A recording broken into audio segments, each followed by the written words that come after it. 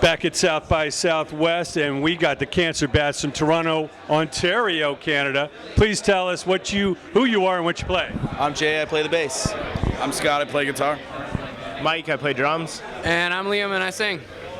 Man, tell us how the band got together, and individually, who kind of your musical heroes were. We started the band about 10 years ago. Originally, just Scott and I wanted to start like a fun side project, and it was originally just like Scott playing guitar and me playing drums, and we put together a bunch of songs, and people liked it, so we were like, oh, I think we have to become a real band now.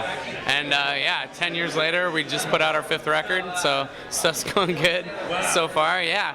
And yeah, originally we were just like, there weren't a lot of hardcore bands that were mixing a lot of the kind of more southern metal that we really love, like Corrosion of Conformity, Down, I Hate God, stuff like that. There was like a couple bands around from where we were that were doing it, like Cursed was like a big one, but I mean, we loved like Iron Monkey and stuff like that, so we were like, oh, we should start up another band that sounds a little bit different, that's a little bit more like party and fun, and not just trying to be Every Time I Die Part 2, so we're like, yeah, we'll start up another band to like kind of add to that scene.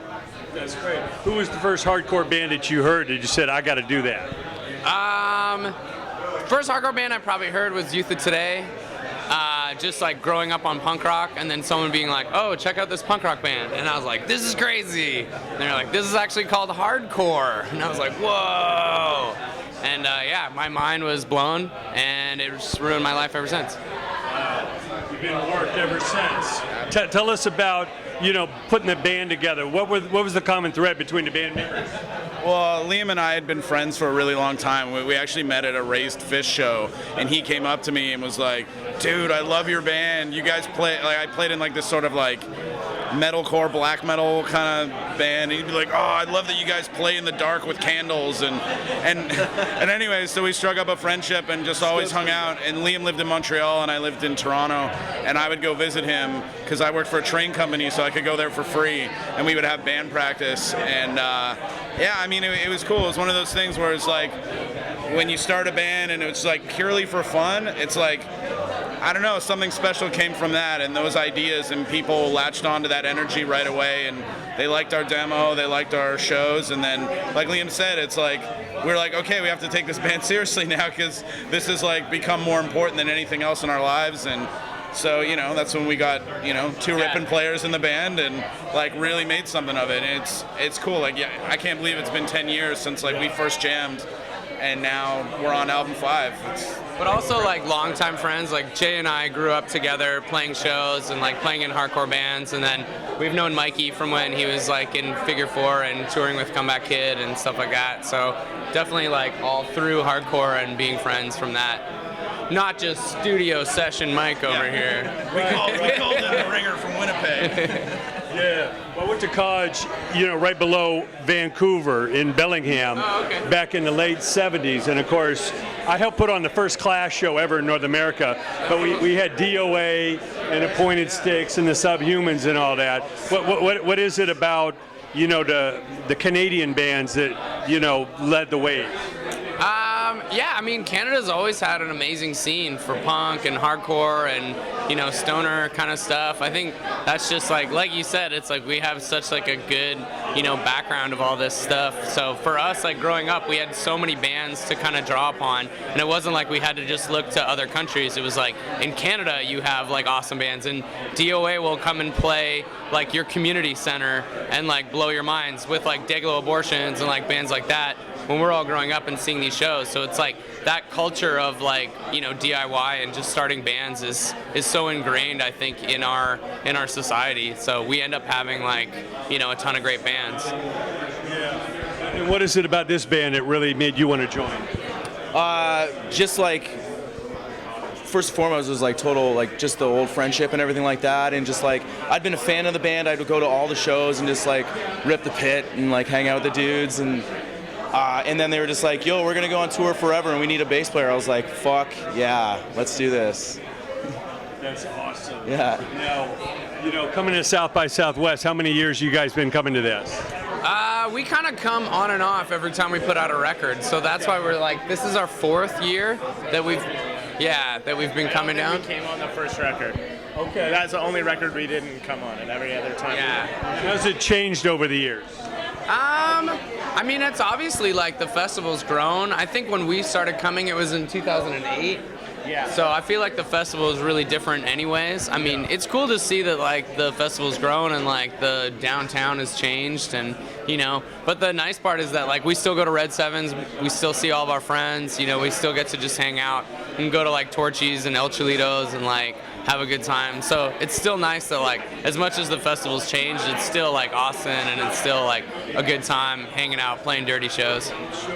Now, I know you guys are now on Metal Blade. Tell us about why that's the perfect label for you guys to do your thing.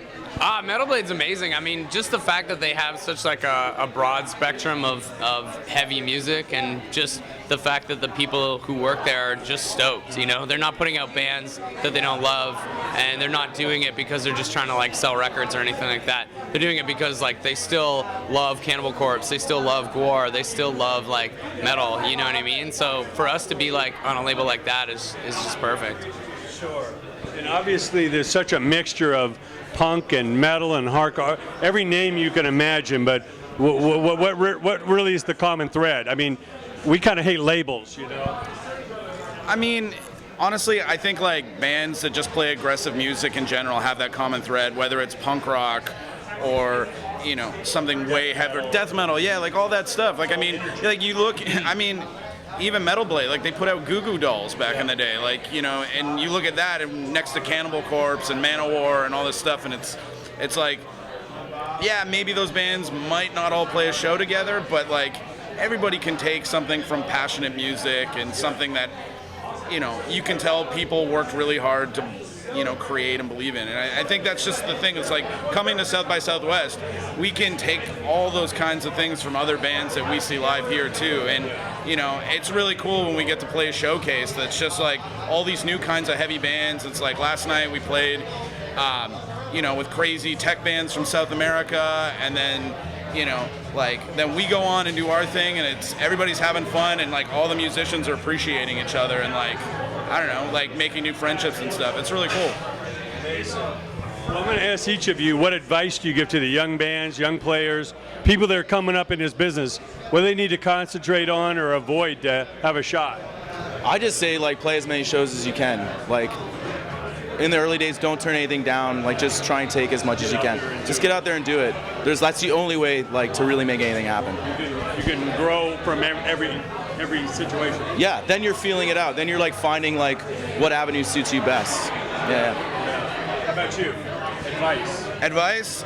I say like, you know, as soon as you have a good amount of songs, like record them right away. Get used to like, you know, like forming your sound. Try and like push yourself in a direction. Like always keep writing, always keep adding to that repertoire. Get the music out to people and play as much as possible.